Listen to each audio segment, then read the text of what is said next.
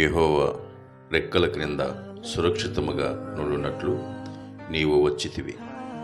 ఆయన నీకు సంపూర్ణమైన బహుమానమిచ్చును. రూతు 2వ అధ్యాయము 12వ వచనము. యెహోవా ఉత్తముడని రుచిచూచి తెలుసుకొనుడి. ఆయనను ఆశ్రయించు నరుడు ధన్యుడు. కీర్తన గ్రంథము 34వ అధ్యాయము 8వ వచనము. నాకు కలిగిన భయములన్నిటిలో నుండి ఆయన నన్ను తప్పించెను. కీర్తన గ్రంథము 34వ అధ్యాయము 4వ వచనము. అతన భూమిని ఆకాశమును సృజించిన సర్వశక్తి గల దేవా, మీకే వందనాలు.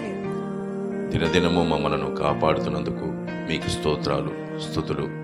తండ్రి, ఎంతమంది అయితే ఈ వాక్యాన్ని వీక్షిస్తున్నారో వారి కుటుంబాలకు, వారికి ఆశీర్వాదం ఇవ్వండి.